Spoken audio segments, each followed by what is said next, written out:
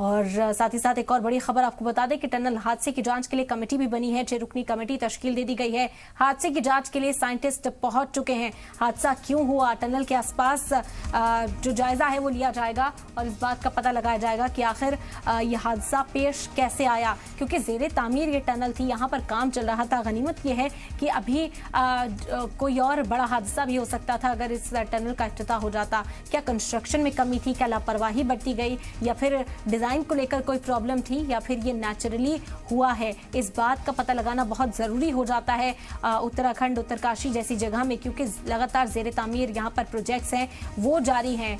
जमीन के अंदर से इस तरह की टनल्स मुसलसल बनाई जा रही हैं। लगभग 4 किलोमीटर लंबी ये टनल है, सबसे लंबी टनल बनाने की कोशिश ये की जा रही थी और इसमें इस तरह का हादसा हो जाना कई सवाल खड़े करता है। अगर लापरवाही बरती जाती है तो फिर उसका खामियाजा बहुत बड़ा हो सकता है। इसी वजह से फिलहाल जांच के लिए कमेटी तश्कील दे दी गई है। बड़ी खबर इस वक्त आप तक पहुंचा रहे हैं। ये सवाल उठ रहा था कि आखिर इसके पीछे की जांच कब होगी, कब वजह पता लगाई जाएगी कि ये आखिर हुआ कैसे, क्यों इतनी बड़ी तादाद में जो मलबा था वो यहाँ पर गिरा है, क्योंकि कंक्रीट बना दी गई थी। जो इनिशियल टनल है, जो शुरुआती हिस्सा है, उसे तो यहाँ पक्का किया गया था। उसके बाद यह हादसा आखिर कैसे पेश आया। तो उत्तरकाशी के टनल हादसे को हुए 51 घंटे से भी ज्यादा का वक्त बीत चुका है। इन मजदूरों को बचाने के लिए रेस्क्यू ऑपरेशन जारी है, लेकिन यह ऑपरेशन कब पूरा होगा, कब 40 मजदूरों को निकाला जाएगा, इसका जवाब किसी के पास फिलहाल नहीं है। रिपोर्ट देखिए।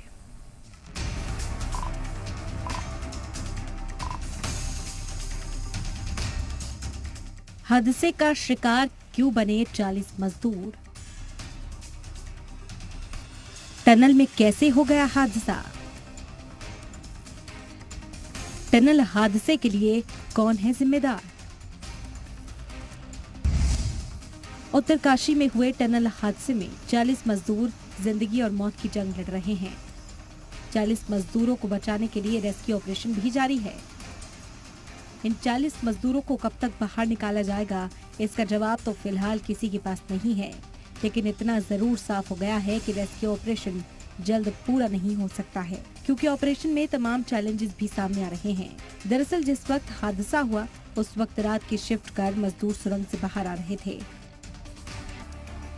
और अगली शिफ्ट वाले मजदूर टनल के अंदर जा रहे थे। तभी टनल के मेन रास्ते के करीब 300 मीटर दूरी पर ऊपरी हिस्से से मलबा आने से टनल बंद हो गई। टनल में 60 मीटर तक मलबा है, जिसमें से 25 मीटर तक मलबा हटाया गया है।